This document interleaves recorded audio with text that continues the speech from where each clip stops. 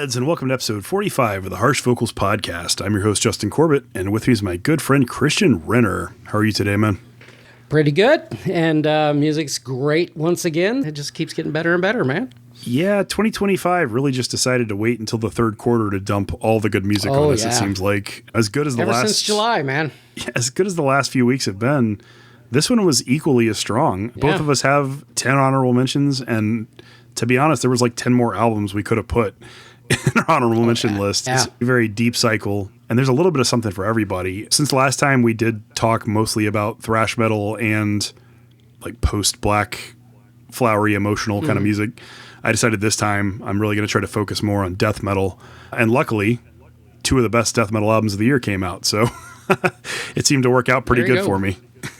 Yeah, it's been crazy since July, but yeah, it's not slowing down at all, which is awesome, really. But I do have to admit, I populated my podcast playlist with all the releases and stuff, and it was so hard to get rid of stuff. You're just like, well, I'm pretty sure that's not going to be a pick, but it could be an honorable mention. And then next thing you know, I start out with a playlist that's 60-some hours or whatever, and I try to whittle it down with stuff that's got shitty production that it's not going to happen anyway.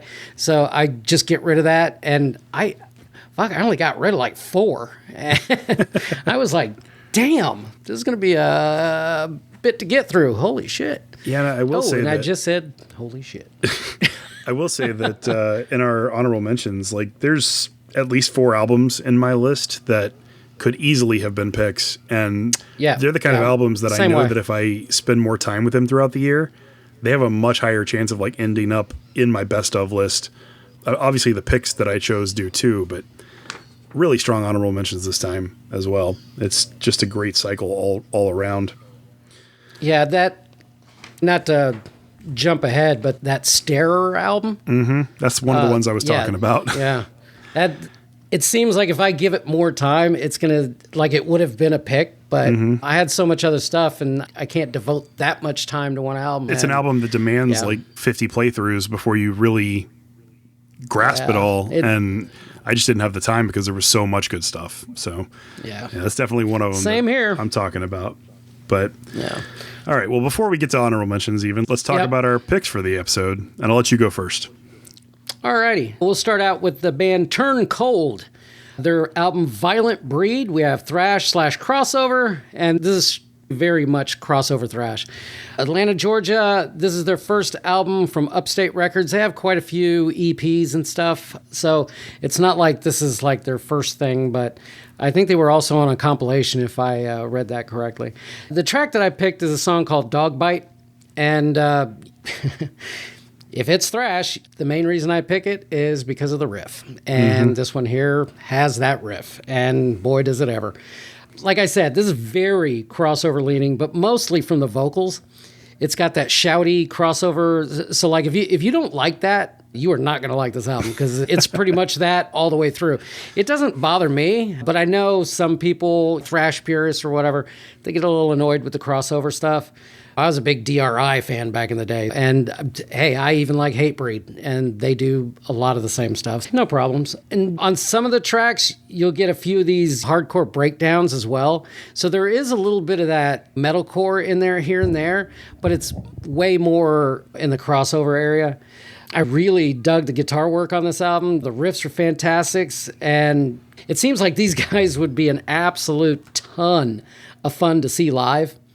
This is a decidedly short album, I will say that. And it only clocks in at 23 minutes, which is, I've had EPs longer. But there is nothing even remotely resembling filler. These guys 100% know how to edit, and I will gladly take a 23-minute album that is just succinct and to the point rather than fluffing it out for another 15 minutes just to get a different runtime. Hey, I'm 100% in. If you only want to do a 23-minute album and it's good, more power to you, bro. So, yeah, it's short, but it's very good. A lot of the songs are, in that 2.5 to 3 minute range. There's only 8 actual songs, but yeah, it's a killer album. Yeah, I liked it a bit too. I only heard it a couple of times because it's not really something that draws me in quite as much, but I knew it was going to be something you loved. as soon as I heard it. And as far as thrash goes, it is pretty fun. And you're right, there's no bloat whatsoever. It's a very succinct album, but it has to be with the runtime it has. So it makes sense. Yeah. I did notice something odd though in the members area, because I always look to see if bands were in different bands or whatever. And all the songs show the band name and then Brett Butler. And Brett Butler is the vocalist. So it always says Turn Cold / Brett Butler. I'm not sure why. I'm not sure why it was coded that way in Spotify either, because he's the guitarist and the vocalist in the band from what I saw. I don't really even know if he's in other bands, but maybe he's just trying to establish himself as like the main songwriter or something so that he can maybe work somewhere else. I don't really know. Brett Butler, I'm automatically thinking of that actress. Oh, yeah. And I was like, there's no way that's her, right? So I was like, okay. It could be. You never know. How cool would that be? Like, damn. Yeah, it'd be shocking for sure. Yeah. All right, well, let's go ahead and play the track. Again, this is Turn Cold off their album Violent Breed, and the track that Christian chose is called Dog Bite.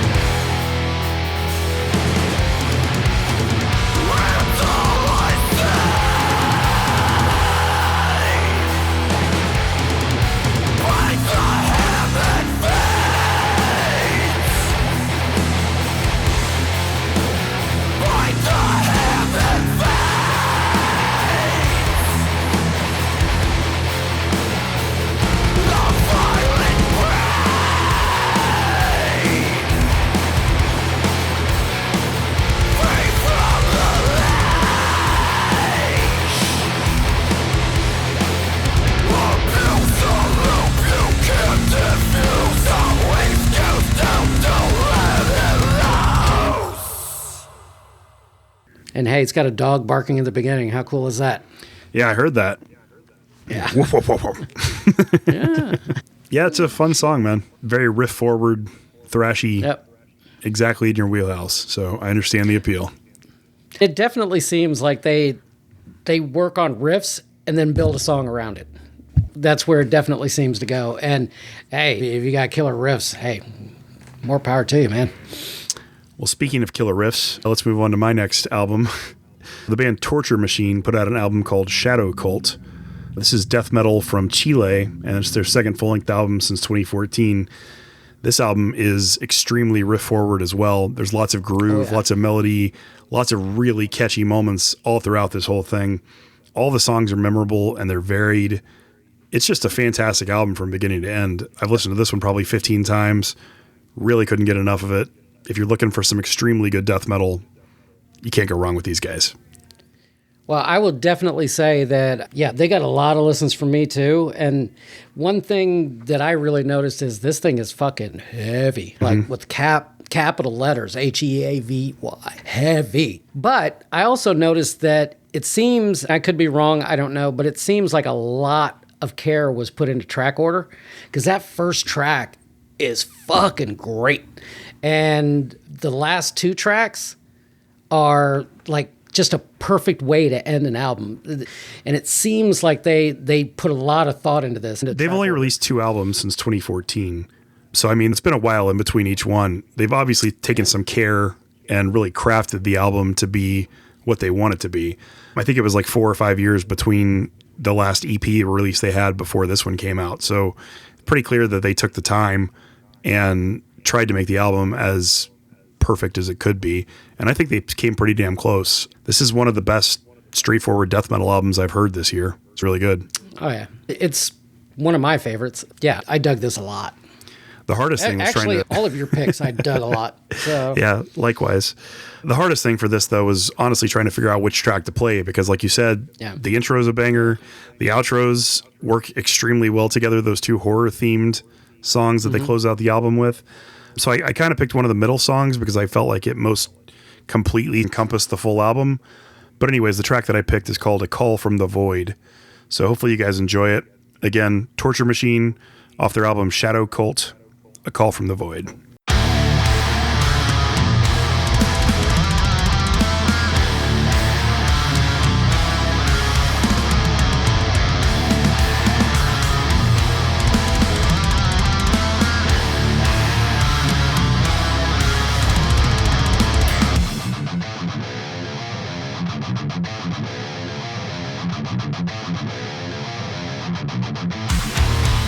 Just when we're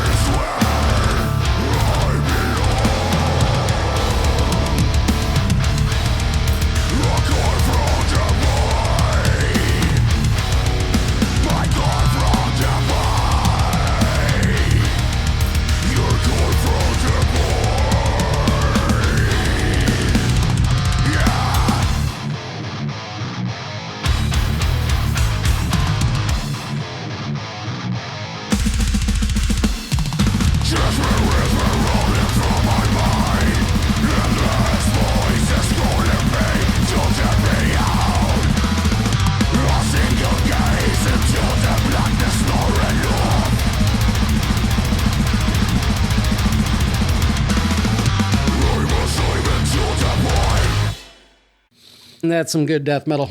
Lordy, we've had a lot of good death metal this year, man. We really have, yeah. A lot of good black metal too. I mean, it's been a solid year everywhere. Yeah. Well, power metal. Power metal's kind of off this year. Holy shit. Power metal's kind of off every year, man. That's why I don't listen to it. I honestly can't think of one that really stood out to me. I think there was one in February that. Oh, fuck, I could be wrong too. I remember there was at least one episode where you mentioned one that you liked, but it has not been very much this year. Yeah. And hey, just so the listeners know, I actually really do like power metal and traditional heavy metal. I'm a big fan. So, there's just not a lot of good ones. Plenty of other good stuff. So plenty of other good stuff, especially this next album you're going to talk about. This one. Oof. All right. So good. We have the band Theatrics. I'm guessing that's how you fucking say it. I'm not 100% sure. The album is called Wachter der Waldes, which means guard of the forest, in case you were wondering. This is Viking black metal from Woldsepsen, Germany. This is their fourth album from Trollzorn Records. The track that I picked is Blut und Raum, which means blood and glory. And I have to say, the first time I have ever seen a band together this long, and again, I was going deep onto Metal Archives and shit, but this band has been together for 18 years, and none of them, at least according to Metallum, are in any other bands or even have been in any other bands. Unless it's just not listed. Yeah, I don't know if they were just like, you know what, this is our main focus. We're not doing anything else. There is plenty of time in between records, so I'm assuming they've been together for 18 years and they have 4 albums. I don't know. Yeah, they probably just release albums as they're able to. Yeah, I'm sure that's part of it. And if they're this good, hell yeah, keep going, man. I'm not usually one for paying super close attention to keyboards and synths in just about anything, because usually it's just used as a bit of like highlight. But this one here, I really noticed the keyboards in this, which is weird for a Viking / black metal album. But yeah, the keyboards are really well done. And I think this genre in and of itself really makes good use of bands that can really utilize that dynamic contrast. Those synths add that contrast in with those heavier guitars, and this album has that contrast in spades. It's just contrast everywhere. So if you like differences in music, you're going to find definitely something to like here. And for those not well versed in the language, the lyrics aren't expressly connected per se, but there does seem to be a connection as they're talking about an epic journey. I mean, it could just be, all right, well, these songs are similar and I'm just finding a pattern or whatever. I don't know. Well, but a lot of them are talking about that. Usually anything that's considered Viking metal, it does have some sort of epic storyline built into the songs. Yeah. They're talking about going to war or sailing across the sea or whatever it might be. And obviously I don't speak German. You probably pick up more of that than I do. But if you're hearing those snippets, that's probably what it is about. I will say that with this album and with this band, they really lean into like the Germanic sound in the vocals. Yeah. Like a lot of the time you're listening to black metal, and I love all black metal. Most of it has that kind of screechy vocal styling behind it. This is more of like a spoken style black metal, but because the Germanic language is just such a harsh language anyways, it really comes across sounding very different. I really enjoyed it. I thought it was a fresh sound, because I wasn't really familiar with these guys prior to this, even though they have been around for a long time, or at least I don't remember them before this album. But this album really left an impact on me. It was one that I returned to many times over the last couple of weeks, probably 10 to 12 times I've heard it, and it sticks with you. It's just a fantastic, epic feeling black metal album. And that's exactly what happened to me too, because I had something else in this spot, and I just kept coming back to this Theatrics album, and it was just plain and simple better than what I had originally picked. And I think originally the album I'll just say it, it's Woad and their new album. And I had it in this spot, and the more I listened to it, the less I seemed to like it. But I had it already in my head that it was going to be a pick because of how much I liked their last album. I absolutely adored their last album. Yeah, I've been a fan of Woad for years. They're awesome. Yeah. And I really like this album too. But I can see the struggle in choosing between the two for sure. Yeah. And so I already pre-ordered the Woad album because I figured I would really like it. And I ended up having to canceled my pre-order. Oh, wow. And yeah, I think it's okay, but when you have limited space for vinyl, you got to be choosy. So, kind of. Yeah, a little bit. Just a little bit. Yeah, you gotta. But because I could seriously buy 10 albums every week and be completely satisfied with that. But I purposely try to only buy 1 or 2, which when we get to our pickup section, that certainly went out the fucking door. As it usually does. So, yeah. So I try. But yeah, plain and simple, I just like this album more. And I think it's a stronger album than the Woad album. Maybe others would disagree with that, but they can get their own podcast. Hey, sometimes stuff just hits you a certain way. Yeah. You know? And I kept coming back to this. Mood music, for sure. Yeah.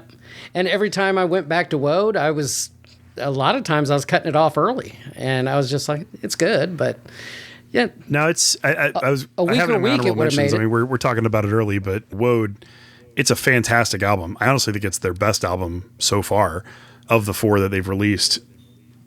But I do kind of agree with you that it's incredible the first time you listen to it, and then it sort of has diminishing returns. Like, it's not an album that has like a ton of staying power, but I also think it's an album that, like, you buy it, you listen to it, it's amazing, you put it on your shelf, and then 2 years from now you pick it back up and listen to it again, and all over again you get that same amazing experience from the first time you listen to it. Yeah.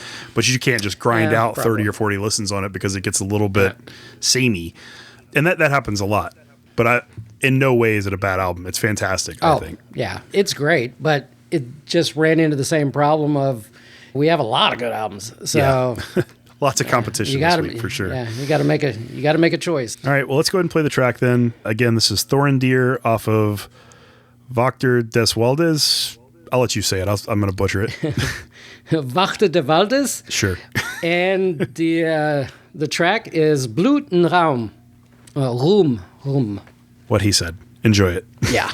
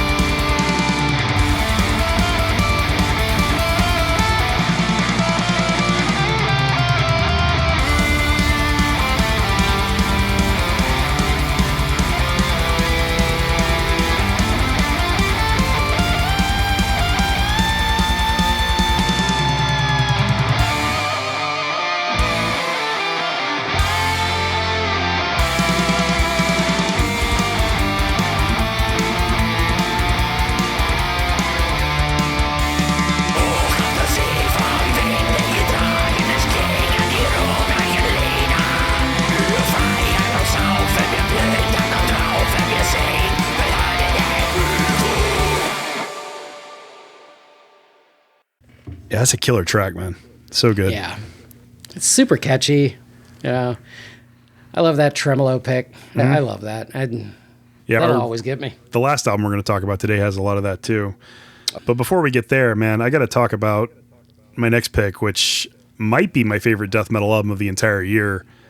It's definitely far up there. Enragement put out an album called Extinguish All Existence. This is death metal from Finland, their fourth full length since 2014. These guys are on Transcending Obscurity, so obviously they're a good death metal band if you've never heard them before. But the way that they write death metal is very akin to brutal death metal kind of stylings. It doesn't all fall into that realm, but there's a lot of gutturals. There's a lot of really like deep death metal growls. So you could certainly consider a lot of it brutal death metal, I'd think. But the songwriting on every single song is catchy as fuck, varied. There's little tidbits that are blackened, little tidbits that are technical, tons of melody, groovy sections. It's fun in places. This album encompasses everything that I love about death metal, all in one package.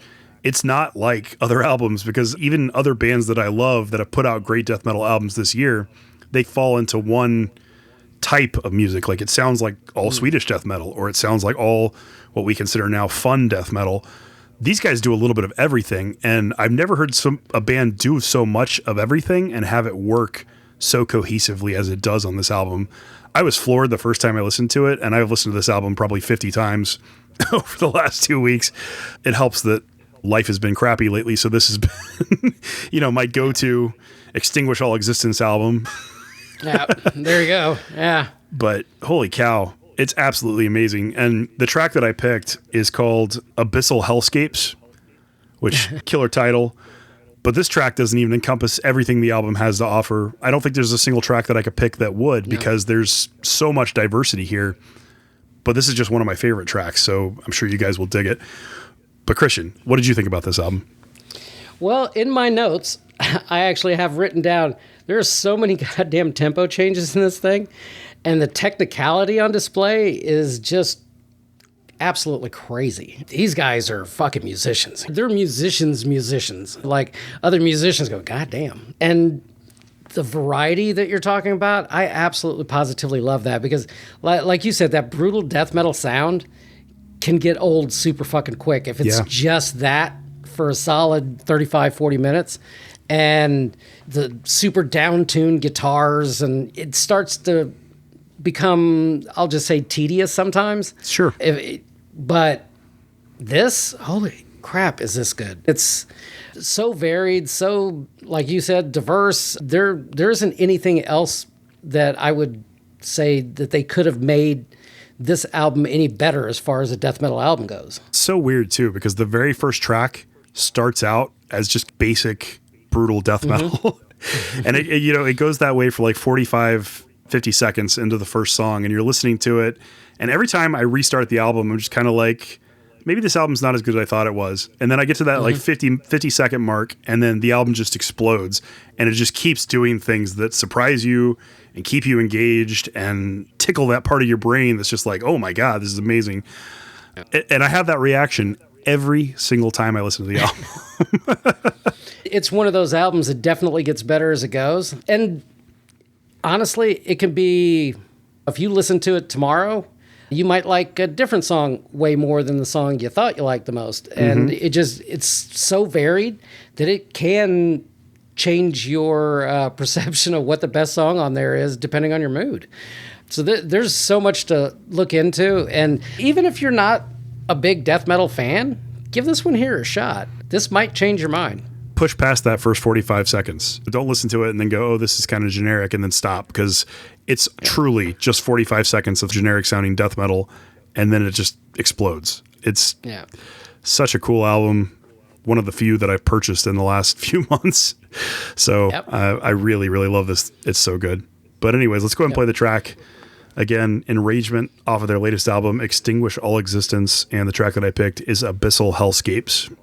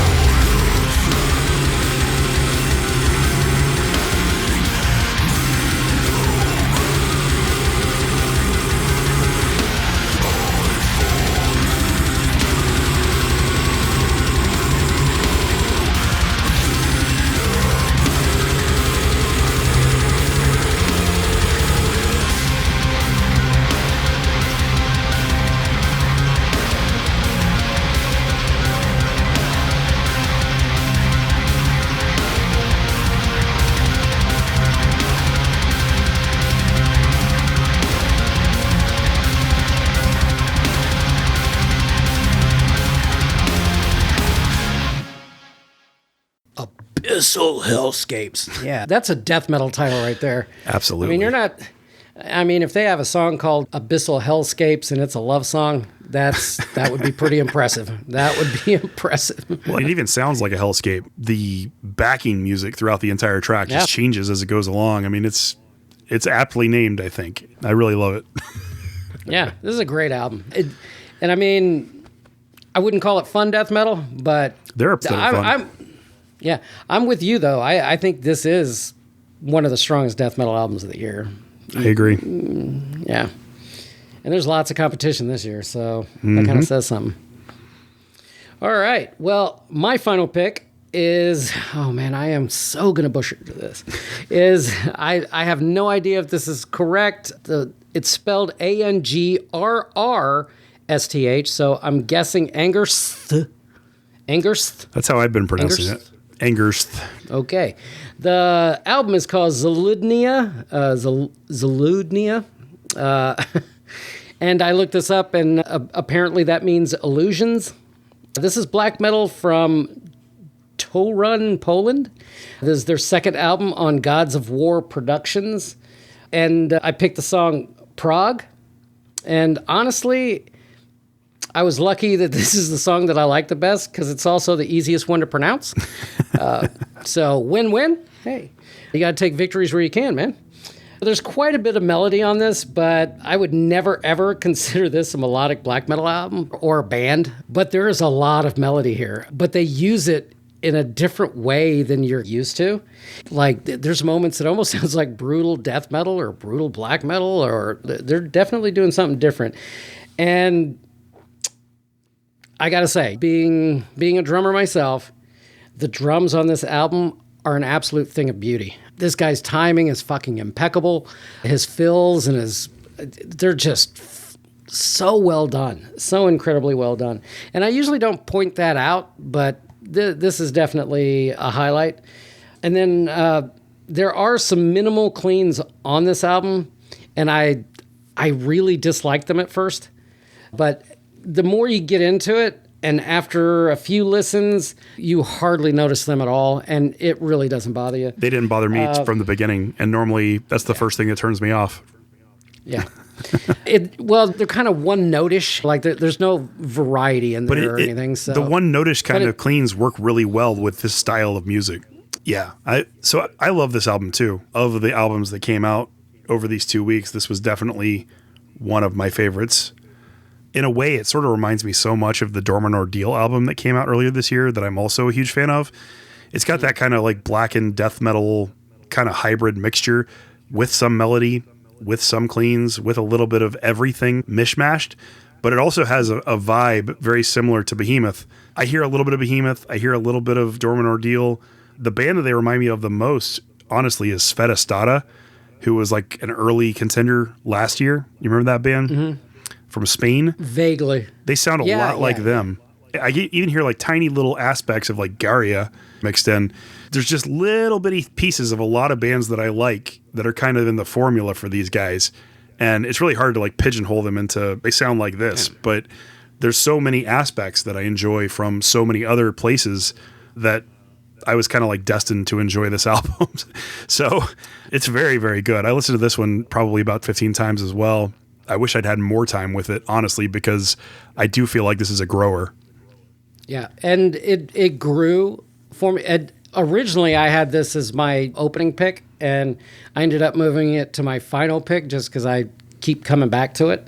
And one other thing I really got to harp on here is a lot of the other bands out there, they could learn something about the editing of this thing because, again, not a single wasted moment. And I'm not exactly sure why this has become a thing, you know, the intro and outro thing or whatever, but trying to add stuff to these songs that really doesn't need to be there, like flowery parts to intro the song. You don't have to do that. Just go with the song, man. Yeah. But it almost feels like bands out there now feel like they have to. Like they have to put an intro track because everybody else puts an intro track in or whatever. Or they have to fluff this because, I don't know, they got to add to the runtime or something. I don't get it. But hopefully that does start to come to a stop. And I'm hoping that it does, mainly since I'm a vinyl collector, because you get an album right in that 40 minute range, it'll all fit on one vinyl instead of having to double vinyl, and now it costs a lot more. So I'm a big fan of those 35 minute or 40 minute albums. I like those a lot. I like longer albums too. I don't discriminate based on runtime. There's plenty of like hour and 5 minute albums that I absolutely adore, but from a vinyl collecting perspective, I get where you're coming from, especially with how outrageous shipping costs have become. Well, and like some of these bands, there's one song on each side. And so you got four songs on the album, and it's one per side. And you're just like, shit. So, well, they knew what they were doing when they wrote those 4 songs. Yeah, I'm sure they did.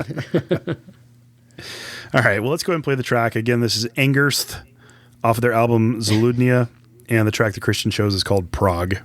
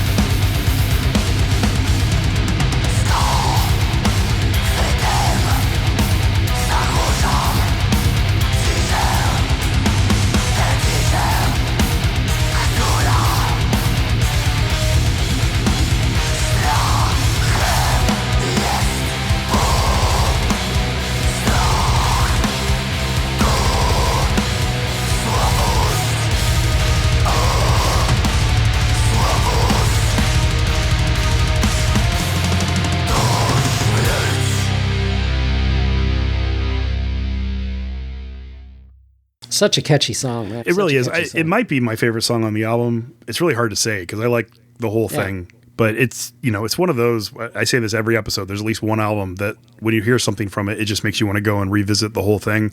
And this is what that song does for me. I would really love to just go and listen to the full album again right now. Yeah. So it's one that I've got in my need to spend more time with playlist. So who knows where it's going to end up at the end of the year list. We're almost halfway done with October, and I have absolutely no clue what my end of year list is going to look like because the last 2 months have just completely shaken the whole thing up. Mine as well. All right. Well, moving on to our last pick for the episode, and this one's mine. The only thing that I love more than extremely good death metal is extremely good black metal. Yep. And especially if it's of the French variety. Don't get me wrong. I love Norwegian black metal. I love American black metal. But there's something about the French. They just do black metal a certain way. Not all of them, but the ones that do it well, oh my God, it's a sweet spot for me. And with this particular band, this is my first exposure to them. They're called Les Bâtards du Roi, which means the King's Bastards. They released an album called Les Chemins de l'Exil, which means the Path of Exile. And this is melodic black metal from France. Orleans, France, to be more specific. Their second full-length album since 2024. So they put out 2 albums, one a self-titled last year, and then this is their second.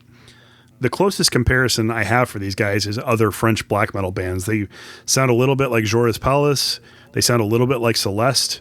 They sound probably a lot like Penitence Onirique, which Penitence Onirique's last album was my album of the year. So if that tells you anything, I absolutely adore this. And there are some things in here that are probably not going to be for everybody. There's certain spoken word sections, which typically I don't love, but it works really well in this particular album because they are succinct.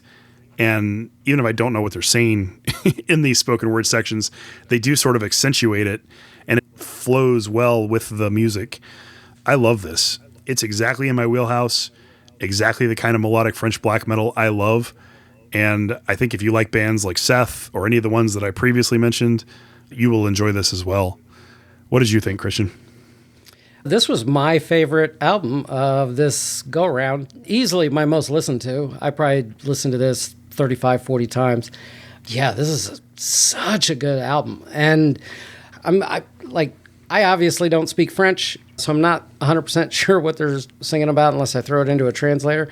But it is very obvious the care that was taken on this album. Everything seems like it has its proper place. And like you were saying that even the spoken word sections, they sound menacing. It's not just spoken word just to have spoken word. It's there for a reason. I get the idea that the album is like a concept album. I don't know much about the concept because, again, I don't speak or read French. Yeah. But I think they're telling a story that relates to the title of the album, which, as I mentioned, is The Path of Exile.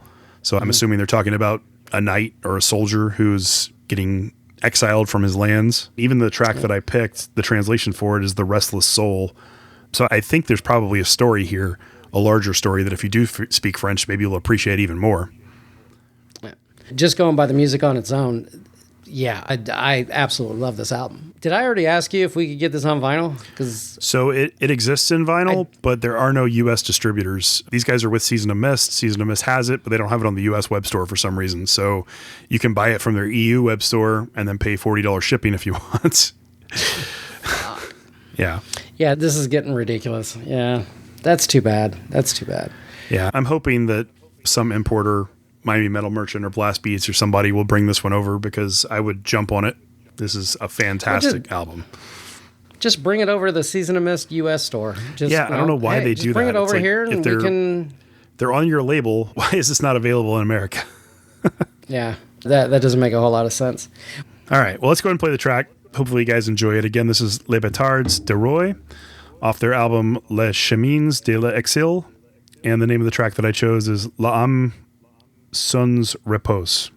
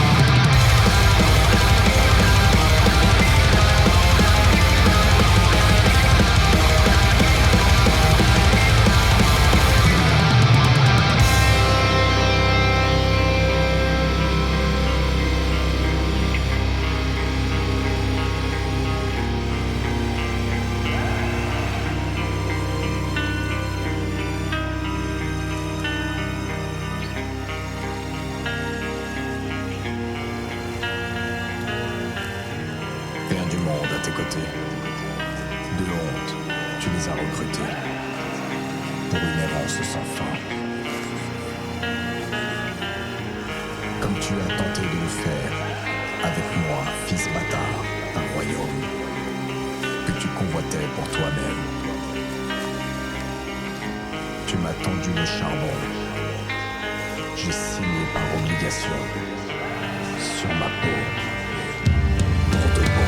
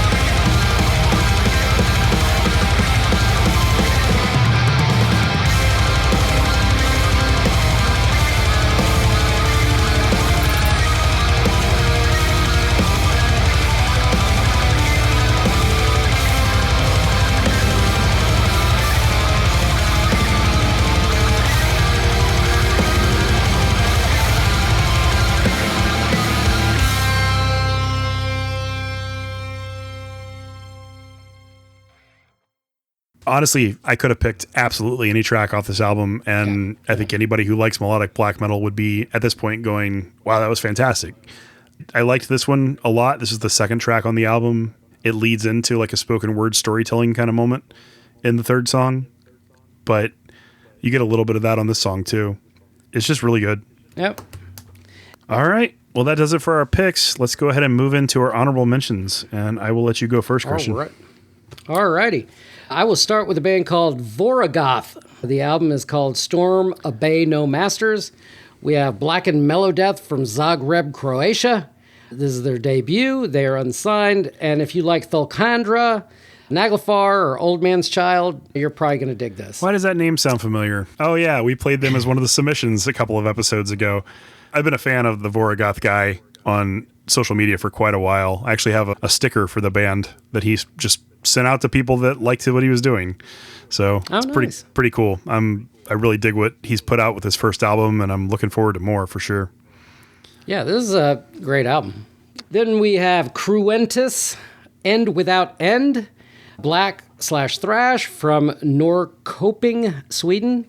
This is their third album from Cult and Chaos Productions. And that's, of course, spelled wrong. So KVLT and KAOS.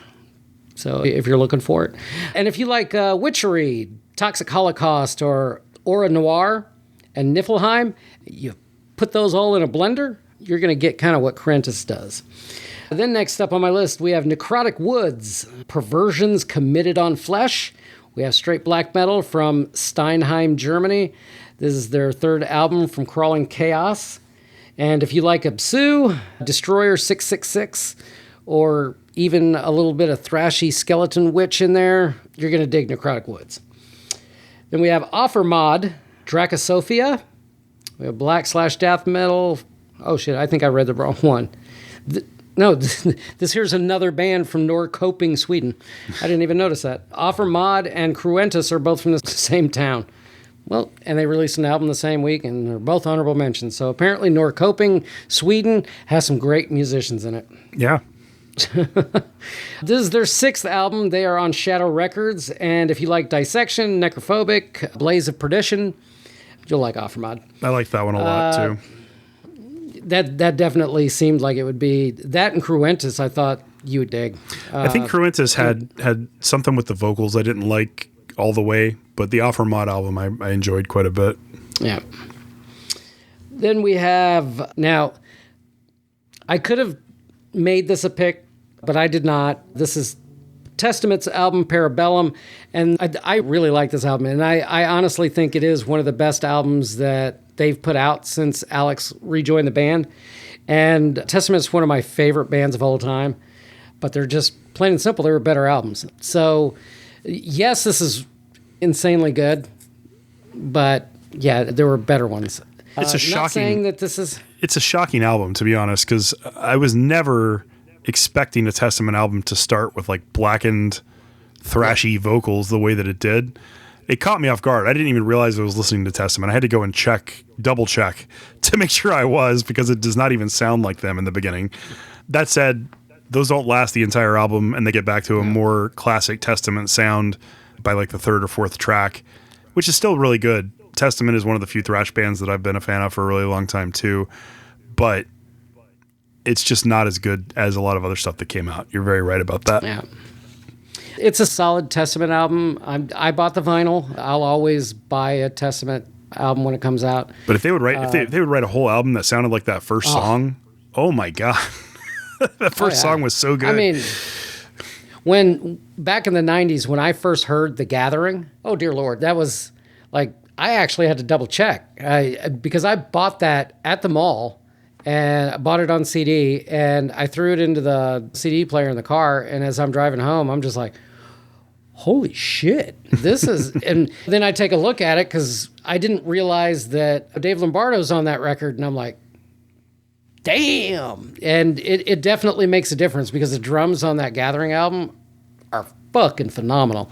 But yeah, this one here, it's like, I would definitely say it's probably their best album since the 2010s, probably 10 to 15 years now. And I would have probably hesitated making it a pick anyway because everybody knows who the fuck Testament is. Yeah. If you're a metal fan, you know who Testament is. That's not a surprise. Like, oh, listen to this new Testament album. If you had picked them, I probably would have had that conversation with you anyways, because we'd rather highlight the underground bands more than the bands that have been around for 30 years. Testament really doesn't need our help any, and I'm sure they could give a fuck less what I think of their album. Let's keep going here. That was kind of long. Next up, we have Ultra Raptor, the album Fossilized. We have heavy/speed metal from Quebec City, Canada. And this is their second album on Fighter Records. And if you like Razor, Motorhead, Exhumer in a blender, you are going to like Ultra Raptor. You lied to me, Christian. You told me I would have fun with it, and I did not have fun with it. I couldn't get past those vocals. It is a fun album, though. The music is definitely, like, they're not taking themselves overly seriously, and you can tell that they're having a good time. Yeah, the vocals aren't for everybody, but yeah, I think there's a lot to like there, especially if you like any of the bands that I mentioned, Razor, Motorhead, or Exhumer. Exhumer for that straight-up thrash that they have every now and then, but most of the time it's just basically Motorhead with, I'll say it, slightly worse vocals. So, all right. Next we have Dead Heat, Process of Elimination. We have crossover thrash from Oxnard, California, and this is not like the other crossover thrash. This is way more lightly done. This is their third album on Metal Blade, so they're on a pretty large label, which kind of surprised me that I'd never heard of these guys before. And if you're a fan of Power Trip, Iron Reagan, or Toxic Holocaust, that's the kind of crossover you're going to get on this album. Then we have Heresis and Si Vis Param Parabellum. This is Post-Black from Berlin. This is their debut on Vendetta Records. And if you like, I had a hard time coming up with this, but you heard this, right? Tell me if I'm off on this. I thought of Blut aus Nord, Deathspell Omega a little bit, but a lot of Ruins of Beverast. Yeah, actually, I hear a lot of Ruins in there for sure. Yeah. All right. So I had a hard time coming up with it for fans of on that one. But yeah, fantastic post-black metal album. We've been spoiled lately with like some of the best post-black metal albums I've probably ever heard. Yeah, it's definitely one of the strongest like subgenres of black metal these days. Yeah. Then my last one, Pandemic Outbreak, Torment Beyond Recognition. We have Death/Thrash from Gdansk, Poland. This is their second album on Gods of War Productions. For fans of Vader, Sadus, or Malevolent Creation, and you are going to like Pandemic Outbreak. I think it's a little bit more thrash than death, but your mileage may vary. Again, just tons of killer riffs. And I like the music. The vocals didn't do it for me, but that's usually the case. Yeah, that's usually the case with thrash for you. So I get it. That's all I got. Okay. That's plenty. Yeah, there's always a lot. So moving on to mine. First up is the band 0 Degree. They put out an album called What We Become. This is melodic death metal from Germany. Their third full-length album since 2006. They're currently unsigned. This album is heavy In Flames worship, and not modern In Flames. I'm talking like classic 1990s In Flames. There's even a cover of The Puzzle, which is from one of their later albums, I think Sounds of a Playground Fading, but they definitely make it sound like what if 95 In Flames had recorded a song that 2006 In Flames wrote. Yep. And so it's very cool. It really just scratched that itch and reminded me of what I love about that Gothenburg sort of sound, even though they're not from Gothenburg. It's a tribute to In Flames, and you can tell they love that band and have really sort of made it the sound that they're going for. We've seen a lot of like Children of Bodom worship lately, but I really haven't seen that much In Flames. So definitely something different and cool, and I enjoyed this a lot. And if you like that style of melodic death metal, absolutely check this out. I had it in my notes too because it was going to be an honorable mention, and I just have in my notes the best In Flames album I've heard in 20 years. That's not far off. Foregone's pretty good, but it's not far off. Yeah. Next is the band Lycanthrophilia, The Tyranny of Decay. This is melodic black metal from Germany, their third full-length album since 2018, also an unsigned band. This one I enjoyed, but it may not be for everybody. The vocal styling is a little bit unusual. I don't know if that's because of the Germanic accent in the way that it's performed, but it's kind of raspy and a little bit throaty, more so than like what you typically get with black metal. I liked it, but not everybody will probably. I will say that it's cool that most of the melodies on the album feel very much like they were just plucked out of a horror movie. The whole thing feels like Halloween. So if you like that style of black metal, it's very cool. Almost akin to Cradle of Filth, and maybe even a lot like Cradle of Filth because of how unique the vocals are. He doesn't sound anything like Danny Filth, but he's not doing anything like anybody else does either. And honestly, I would like to see a listener do a Halloween light display using that song and put it on YouTube, because that would be awesome. That would be cool. Next up is the band Frosted Undergrowth. They put out an album called Unchained. This is black metal from Germany, their third full-length album since 2015. So many Germany bands this episode. This is more of a screechy sort of classic black metal sound. The production's not even what I would call thin, but it's just slightly below perfect. You could tell that it's not quite as polished as it could be. The sound, though, is very akin to Ice, Imperial Crystalline Entombment, maybe mixed with a little bit of Immortal. So you get that thrashy element in some of the songs. I thought it was fun. If you like those two bands, I think you'll like this too. Next is the band Galge, Galge. They put out an album called Dødelig. This is death metal from Denmark. Their second full length since 2019. These guys are also unsigned. This thing's very crushing, very oppressive. There's moments that are very dissonant on it, but it's not like any of the other death metal albums we've been talking about this episode. It kind of stands apart. And if you like a little bit of a more dissonant sort of sound, I think you'll really enjoy this.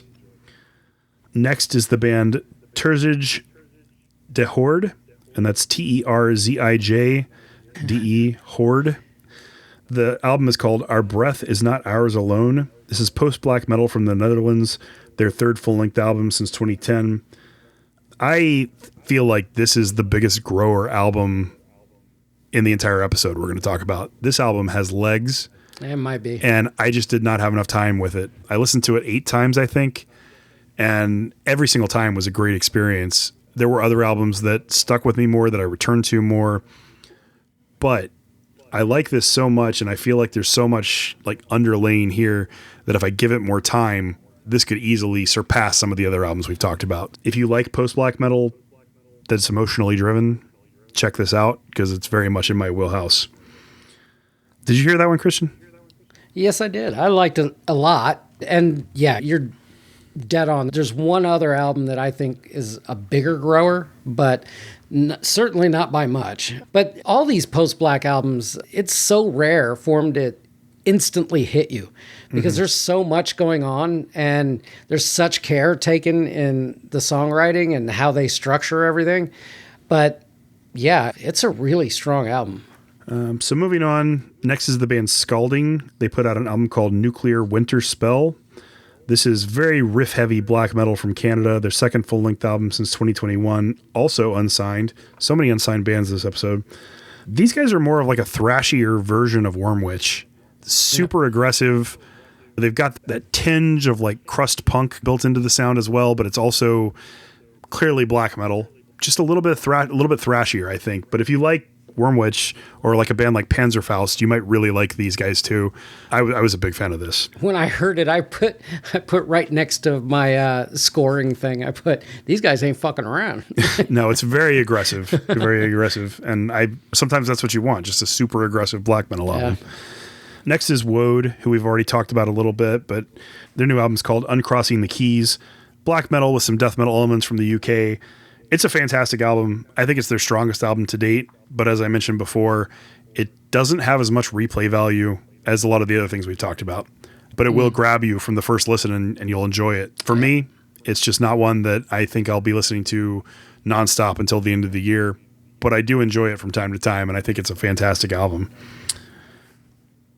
Next is the one that Christian's probably referring to as what he thinks might be the biggest grower. It's the band Starer. Yeah, absolutely. They put out an album called Ancient Monuments and Modern Sadness. So this is symphonic in places / melodic black metal from Kentucky, of all places. Their fourth full-length album. Green, Kentucky. Yeah, their fourth full-length album since 2020. These guys are on Fiat Records, who I'm becoming more and more of a fan of. Fiat up in New York is just putting out some amazing artists. They're rivaling some of the other labels that I love from overseas. So it's nice to see an American label getting so many great bands on it. But this album is just beautiful throughout. It's one of those beautiful melodic ambient black metal albums that gives you a certain feeling. There's a lot of emotion behind it. And I agree with Christian. This is definitely a grower too. I didn't spend as much time with it as I would have liked to, but I did give it 10 listens, and I want to give it more because it might honestly be better than some of the other albums we did as picks. It might be one of the prettiest post-black or mellow black albums I've ever heard. It's so well done, but again, it's very hard to digest. It's definitely a grower because I would definitely need to sit. Like whenever I listen to it, I cannot listen to it just as background noise. I have to actively listen to it. If I'm doing something else, I have to, like, I listen to a lot of music at work. I just have to get off of it just because I can't focus on what I'm supposed to be doing. Keep getting distracted by the music. Yeah. That's why you keep getting hurt at work, Christian. Yeah, there you go. Maybe that's why. All Starer's fault. Yeah. I'll go with that. No, but it's absolutely an incredible album. And if you like that melodic, somewhat symphonic sort of black metal with really good production, check it out. It's killer. Next is the band Catacomba. Their album called The Second Death. This is death metal from Sweden. Their second full length since 2016. It's catchy. It's full of melody. I wouldn't say that it's a melodic death metal album by any stretch of the imagination, but it's one of those death metal albums that just inserts a lot of melody into the songs. There's groovy parts. It brushes up against being fun death metal in places. It's just really solid. Extremely solid death metal. So if you like it, you'll enjoy that too. And then the surprise of the episode for me is my final HM, Vials of Wrath. They put out an album called Remnants for Remembrance. This is apparently a Christian blackened death metal band from Tennessee. Their fourth full-length album since 2011. Excellent songwriting. Very good editing. No bloat on the album. Memorable songs, memorable melodies. They do some very interesting things in some of the songs. Lots of variety. I was very impressed, and I didn't even realize they were a Christian metal band until I looked them up before the show today. So, we try to not discriminate. If the music's good, who cares whether it's a Christian black metal band or a Satan black metal band? Who cares? But these guys are really good. So if you don't mind listening to Christian black metal, check them out. I enjoyed it. All right. Well, that does it for honorable mentions. You got one more? Actually, no. I have one more. I forgot about Horror Within and their album Soul Awakening. We have death metal from Montpellier, France. This is their debut on Delorum Records. And if you like Dying Fetus, Suffocation, or Aborted, you will like Horror Within. And that's all I had. I knew I was going to forget that one. I really like that album too. I listened to it quite a bit as well. All right, well, that does it for honorable mentions. Let's go ahead and move into our topic. So our topic for this episode is Theatrics, as I'm sure you've seen by the episode title. And the reason that I chose this topic was because a few weeks ago, Gwar was all over the news, as they often are, or as they have been many times throughout my life, because it seems like right-wing Americans just discovered them and just learned what their whole stage shtick is about, where they execute current and former presidents in grotesque ways and spray the audience with blood and fecal matter and a variety of other things. I don't think there's a band out there that does Theatrics quite to the same extremes as Gwar. I'm sure there are black metal bands that have brought dead pig heads and sprayed real blood on audiences and stuff that maybe is a more extreme way in a different direction, but Gwar they're like the ultimate shock rockers, right? And so I just thought it would be interesting to talk about some of the extreme or interesting theatrics that we have seen from bands at concerts we've been to and some of the things that might have made headlines. So what do you think, Christian? I think it's all been a part of metal for a long time. You can go all the way back to Alice Cooper and Kiss, really, because that was all Alice Cooper getting his head chopped off on stage. That was shocking. And then, in the modern era, Slipknot does it with the masks and everything. It's all part of it. Marilyn Manson has his little shtick that he does. Rammstein, you got fire, and then some fire, and then some more fire. And some dildos. Don't forget the dildos. Yeah. Yeah, probably dildos that are on fire. They definitely enjoy their fire. But sometimes it can go too far. And I'll point to Early Mayhem for that. You can't be overly serious about this I guess you can. But clearly you can. You could do whatever you want. Early Mayhem, those were a bunch of edgy teenagers who were trying to make themselves stand out and do something completely different, and they weren't limiting themselves in any way. The most grotesque things they could think of doing, taking pictures of a dead band member and wearing pieces of his bone fragments as necklaces, and you've heard all the stories. Crazy stuff. But it's all memorable, and it made them stand out, and it shocked the audiences of the 90s who weren't prepared or had experienced anything like that before. And without those theatrics, I don't know if black metal would have evolved how it did, because it definitely drew the public's eye and made people give that sort of music a chance. Yeah. But I also think that theatrics can be very important. Your logo. Your logo means something. Your Iron Maiden and Eddie, he's their mascot or whatever. And you can't see Iron Maiden without seeing Eddie. They go hand in hand. All their thematic stage sets that they do, each tour, they have these massive production sets, reflecting whatever their latest album is. And the last show that I went to, it was the Legacy of the Beast tour, where they had a bomber flying over the stage, hung up on wires and stuff, and it moved, and it was cool as shit, Yeah. But I think a lot of this is it's always been part of metal. Some bands have tried to go the opposite direction, we're not doing that lame ass shit, whatever. But I think it does add something to it. I think I think even the bands that lean the other direction, you're talking about bands like Groza or Uwada, the ones who come out cloaked and want to make the music be the main thing that you care about, not who the band is or what they're doing on stage. Even those bands, there's a certain element of theatrics to that, because they have to choose the certain costumes and whatever lighting they're going to use and whatever they want their microphone to look like, because they all have different and unique microphones, and some of them wear masks like Imperial Triumphant, some of them wear sigils like Garia. Even with the bands that do try to make the music the focus rather than the shocking elements of it, typically they do something to distinguish themselves from the other bands that are doing the same thing. So there's an element of the theatrics to that as well. Speaking of that, I'm sure you've heard of the Gorgoroth concert in Poland in 2004. This is back when that became a big fucking thing, because of their hardcore Christian laws or whatever. And Gorgoroth played a concert in Krakow that had staged crucifixions. The show featured 4 nude, blood-smeared models tied to crosses as living stage props.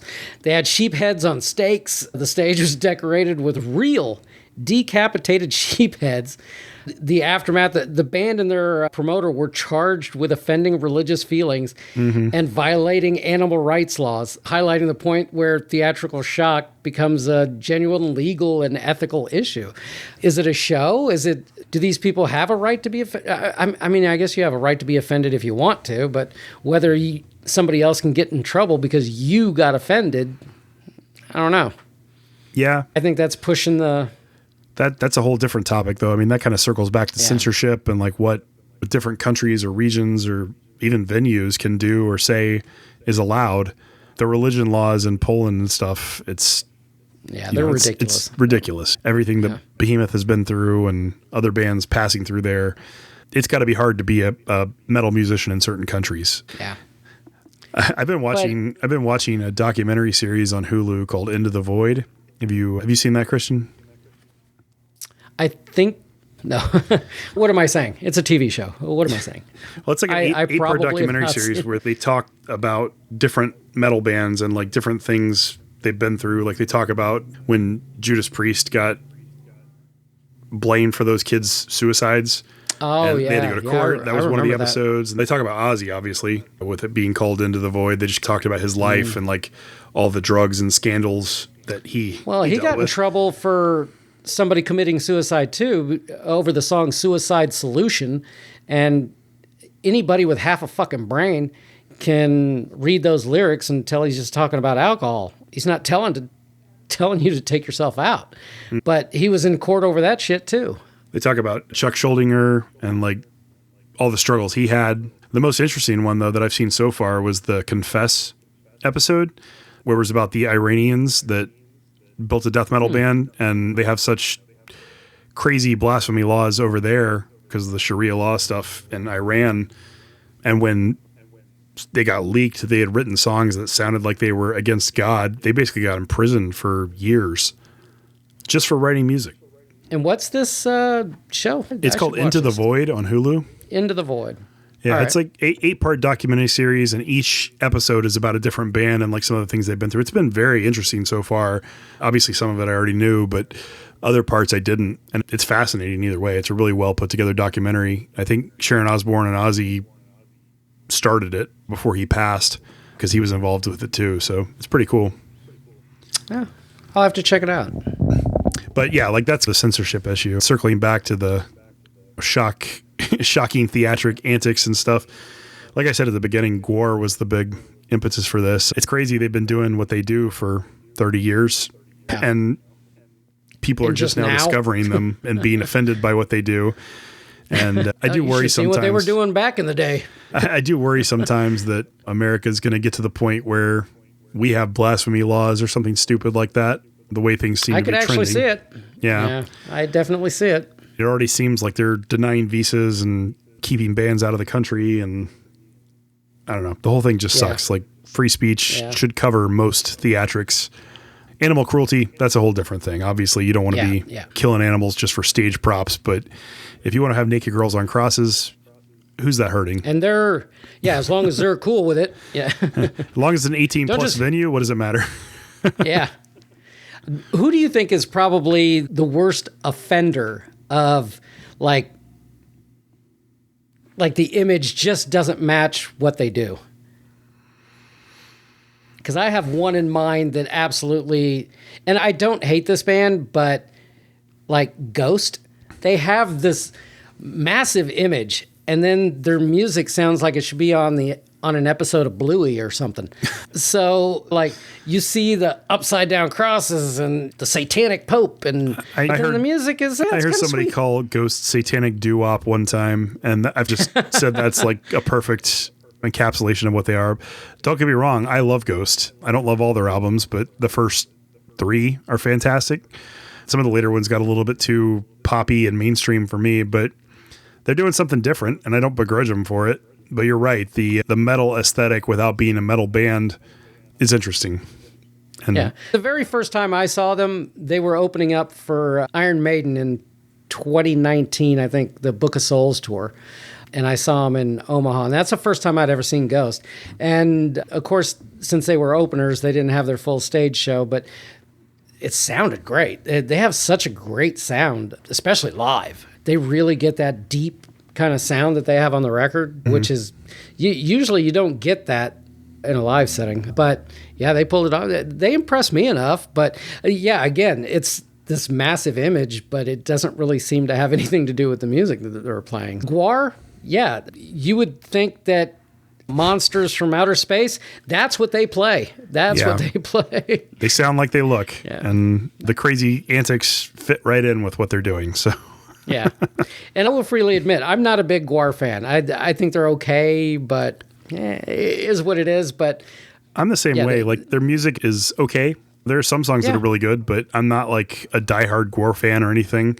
I do think that every metalhead should go see them in concert at least once just to experience it, because you have no idea what that stuff smells like until you've been to a show.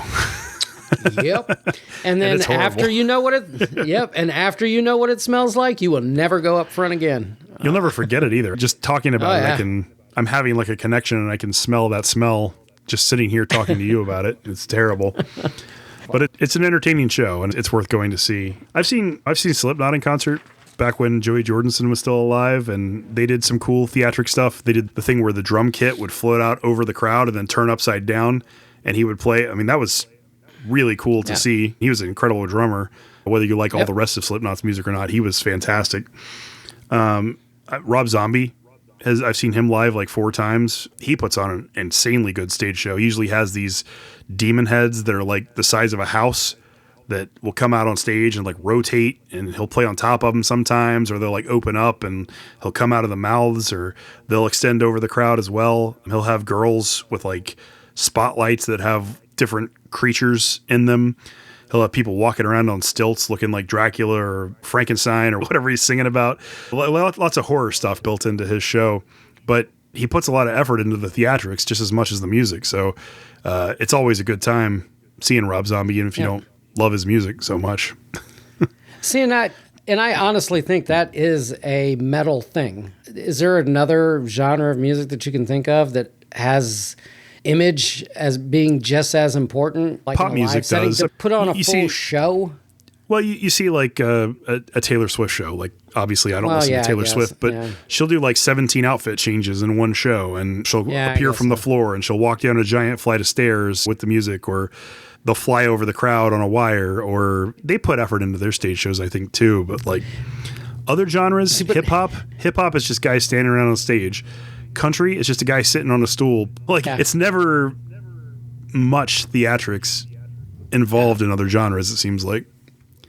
Well, I definitely, I think where metal goes is metal tries to be shocking. Like, Taylor Swift is not going to try and shock her fans. Maybe by something cool that she does, I'm sure. Like you're talking about, like if she flies over the crowd on a wire or something like that. Yeah, that would be, well, surprising, but it wouldn't be shocking. And then you go to metal shows, and I've been to metal shows where you're just like, what the fuck? Like, what am I seeing right now? Like, damn. There's some crazy shit going on, drinking blood, and it's not real blood, but still. Sometimes it is. I mean, I've seen bands bite their tongues, so the blood's just like leaking out of them. I mean, Gene Simmons used to do that all the time. Like, there's plenty of black metal bands that still do stuff like that. Oh, I would not like that. It almost seems like it's built in. A lot of metal songs are already talking about horrible things. So nobody's ever talking about, hey, I just got a new puppy. It's always about my neighbor killed my puppy. That's usually what the song's about. But I'm completely in on all of it. I like it all. If you want to stand up there and not do anything and just let the music speak for you, you do you. If you want to have big explosions and like the crap that Rammstein does, with like 43 different trucks and shit, hey, that's cool as shit too. I've never seen it in person, but the video that you see when they do the Du Hast thing, and they have he shoots like some fireworks that go up towards a tower, and then the tower, it looks like it hits it and it explodes, and then the tower shoots back at the stage with like 6 different, and then a massive fucking explosion goes off. Even in video form, I was like, damn, that's pretty fucking impressive. Like, but you gotta be a huge band to afford that kind of pyrotechnic display and stuff. I mean, you know, the thing with metal is like there's not that many big bands that can afford that kind of production. Most of them are just going to show up and play on a stage, which that's kind of what we've all become used to. We get the smoke machine and we get some laser lights and they stand up there and play, and that's enough. Like we're all fans of the music. We're all there for the music. But when you get that little bit of extra from a bigger band, it's always a cool experience. Well, you're always paying for it too, because these little shows that I go to, they're $25. I go to a show at an arena, we're talking $150. So big price difference. Well, except with Gwar. I honestly don't know how they afford resetting the costumes every night, and they have to have dedicated like prop masters who come in every night and reset everything for the next show. It's got to be like a Saturday Night Live kind of thing where they have 24 hours to get everything ready for the next show every single time they play. It's got to be chaos behind the scenes at a Gwar show. Gwar, the South Park of... Yeah, seriously, it's basically what it is. Well, I mean, they changed their stage show based on what's happening in the news for each tour, you know? And so they're creating new stuff all the time. It's impressive. I mean, whether you like it or not, yeah. Yeah, the level of dedication, I applaud them, but yeah it's cool. Yeah, I kind of think that theatrics and metal, it has to go hand in hand. There's the things that you're talking about and the things that you're expressing. Like I said, these are all usually very dark themes. And so, yeah, you would have dark imagery to go along with it. So. Yeah, I agree. All right, well, I think that does it for our topic. Let's go ahead and move into pickups. Have you picked up anything cool recently? I have, and I actually made a list this time instead of me going, oh, shit. So just yesterday, I picked up Death Angel, Relentless Retribution. They have that came out as a reissue. So if you have not gotten that one, jump on it. It's a fantastic album. Then I picked up, while I was there, I was looking through their used section, and I found Laceration, their album Demise. I found Population Control and their album Death Toll. And lately, this band's been in a little bit of the news lately, too. The album's good, so we'll just go with that. The band Ripped to Shreds, their last album, Sanshi. It's actually a really good album. But I like that album, too. That could be a whole different topic. Them calling out Master and how much is too much to associate with you with a band, whether they should be canceled or not. That'll be our next. Maybe that'll be our next topic. But I like that Sanchi album too. It was a pretty good death metal album. It's really good. Yeah. And I got it for $14. That's not bad at all. My Testament album, Parabellum, of course, I bought it. That came in. Storm Warrior, Norseman, fantastic album from back in the day. I was shocked to see a used copy of that. Then the band Valkyrja, you know them? Valkyrja. Yeah. They had an album either this year or last year that was really good. Throne Ablaze. Yeah. And that was there for $17, I think. Nice. So I scored on that one. And my album of the year arrived, Thormesis, Nevertheless, which I've already sent your copy to you. And awesome. along with Nevertheless, I also ordered If Mania Never Ends, because I really like that album too. It's a great album. And they had their whole discography is really good. Yeah. They just didn't have anything else on vinyl. Otherwise, I probably would have bought the entire discography, to be honest. But yeah. And if anybody out there has not heard us rave about this album and gone and listened to it, listen to that fucking album. It is so damn good. And like Justin was saying, how expensive shit is to get from Germany or from Europe. Just so the listeners know, I had to... I bought it from the band, who then shipped it to my cousin, who lives in Germany still. Well, he never moved. What am I talking about? So shipped it to my cousin, and then my cousin shipped it to me. And all of this, purchasing the albums and all this other stuff, that came up to about $180. So this here, it was $90 just for the albums that I ordered. because they were like 30 euros each. Right. The shipping alone was 50 euros for my cousin.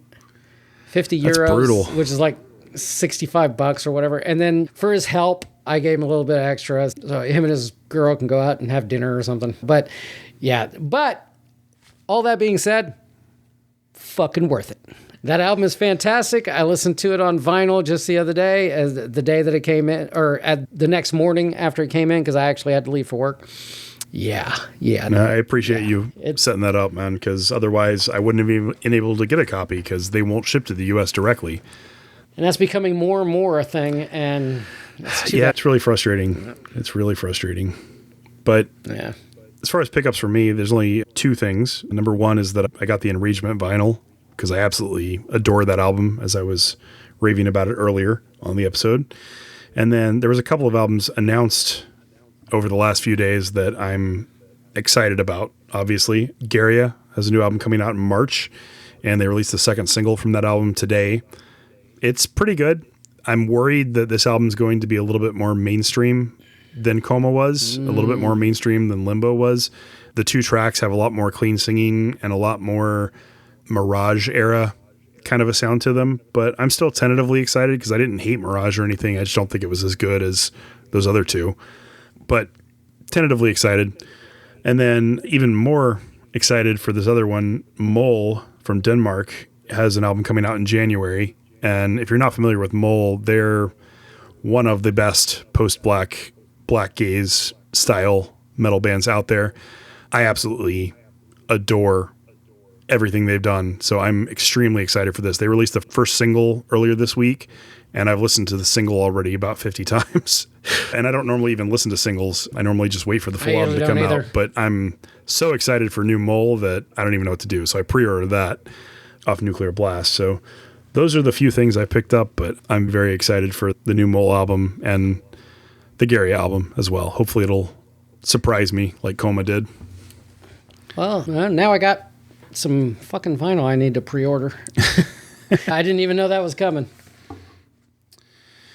All right, well, that does it for pickups. So let's move into our extreme submission for the episode. So I'm always putting the call out on social media for black thrash death metal bands to reach out, send us their stuff. And I think we've gotten some really good stuff since we started the show. Lots of bands that have put out excellent material have been sending us stuff. And we just like to feature them on the show. Most recently, I put out a call on Threads, and I had 10 or so bands reply, and I've listened to most of them. They're all fantastic. We've got a pretty good backstock of bands to talk about for the upcoming episodes. But the first one that I chose to play is a band called These Cursed Hands. They put out an EP called Intelligent Redesign back in 2023. This is Blackened Melodic Death Metal from Portland. As I mentioned, their second EP. These guys are unsigned. This is really good. It's melodic death metal with kind of a black metal tinge to the vocals. Very aggressive. There was like one song on the album that was a little bit more clean singing than all the others, but it was well done clean singing, so I didn't dislike it or anything. But every other track on the EP was great. So if you dig this song, I highly recommend checking these guys out. I enjoyed it a lot. What did you think of it, Christian? I liked it a lot too. And just to piggyback on what you were saying about some of the submissions that we've gotten, hell, I just heard one yesterday that, Jesus Christ, that should be a band that's got a record deal. They shouldn't be like, hey, can you play our song? And it seems to be that's happening more and more. And this here's just another one of those. Yeah, it's super, super solid. And again, you're shocked at, like, how are some bands getting signed and some bands aren't? And why isn't some of this shit more easily accessible? Because there's tons of shit that we could come up with. Maybe you and I should just have our own radio station or some shit. We can go broke. Yeah, if we win the lottery or something, we can start an internet radio station and just play unsigned black and death metal bands all day long. There you go. That'd be fun. I need to win that lotto. Yeah. I would be so in on that. Well, let's go ahead and play the track. Again, this is the band These Cursed Hands off their EP, Intelligent Redesign. And the track that I chose to play is called Extermination Revelation, which is a cool title. Big fan of the guitars on this one. The guitars are really good on this. Really great guitars. But anyways, I hope you guys enjoy it. And we will see you guys in a couple weeks. Have a good one. See ya.